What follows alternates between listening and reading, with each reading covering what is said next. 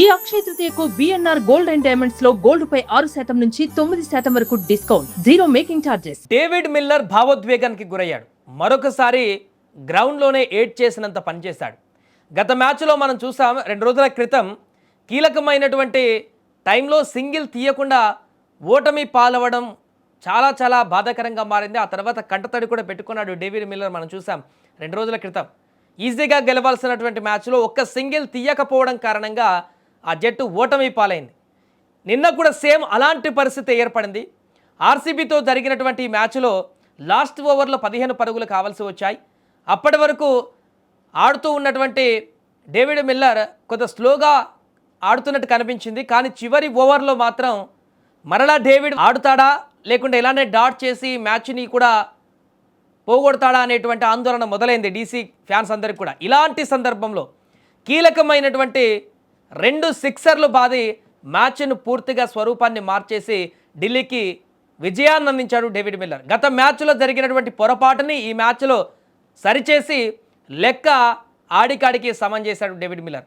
176 పరుగుల లక్ష్యంతో బరిలోకి దిగినటువంటి ఢిల్లీకి మొదట కేఎల్ రాహుల్ 57 పరుగులతో అదిరిపోయేటువంటి ఆరంభాన్ని ఇచ్చాడు. ఆ తర్వాత ట్రిస్టన్ స్టబ్స్ 60 పరుగులు చేసి తను కూడా నాటట్టుగా ఉన్నాడు. బాధ్యతాయుతమైనటువంటి ఇన్నింగ్స్తో జట్టును గెలుపు దిశగా నడిపించాడు స్టబ్స్. అక్షర్ పటేల్ 26 పరుగులు చేసి రిటైర్డ్ హార్ట్గా వెనుదిరిగినప్పటికీ చివర్లో కిల్లర్ మిల్లర్ తన ప్రతాపం చూపించాడు. ఆర్సీబీ బౌలర్ భువనేశ్వర్ కుమార్ 3 వికెట్లతో ఢిల్లీని ఇబ్బంది పెట్టినప్పటికీ చివరి ఓవర్లో సమీకరణం ఢిల్లీకి అనుకూలంగా మారింది.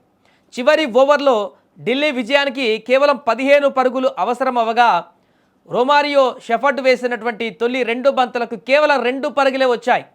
దీంతో మరలా ఒక ఉత్కంఠ నెలకొంది. మిగిలినటువంటి 4 బంతుల్లో 13 పరుగులు చేయాల్సిన పరిస్థితి ఏర్పడింది. 2 బంతులు కూడా అద్భుతంగా షెఫర్డ్ బౌలింగ్ వేయడంతో ఆర్సీబీ వైపు మ్యాచ్ మళ్ళీపోయింది. గెలుస్తుంది కావచ్చు ఆర్సీబీ అనేటువంటి ఒక అది ఏర్పడింది. కానీ డేవిడ్ మిల్లర్ 10 బంతుల్లో 22 పరుగులు చేసి నాటౌట్గా మిగిలాడు. వరుసగా ఆ మిగిలినటువంటి 4 బంతులలో 2 బంతులను వరుసగా భారీ సిక్సర్లు బాది మ్యాచ్ స్వరూపాన్ని పూర్తిగా మార్చేశాడు. 5వ బంతికి 4 కొట్టడంతో ఢిల్లీ మరో బంతి మిగిలి ఉండగానే విజయాన్ని అందుకుంది. దీంతో గత మ్యాచ్లో జరిగినటువంటి తప్పిదానికి అప్పుడు జరిగినటువంటి ఓటమికి ఈ విజయంతో తను బ్యాట్ తోటి విజృంభించి కీలకమైనటువంటి, ఎందుకంటే ఆ 2 సిక్స్లే మొదటి నుంచి జరిగినటువంటి మ్యాచ్ పరిణామం అంతా ఒక ఎత్తు అయితే చివరి ఓవర్లో జరిగినటువంటి పరిణామం మరొక ఎత్తు. మ్యాచ్ గెలవడానికి కీలకంగా మారినటువంటి ఆ ఓవర్లో 2 వరుస సిక్స్లు బాది తర్వాత 4 బాది మిల్లర్ ఢిల్లీకి విజయాన్ని సాధించి పెట్టాడు. దీంతో ఒక్కసారిగా భావోద్వేగానికి గురయ్యాడు.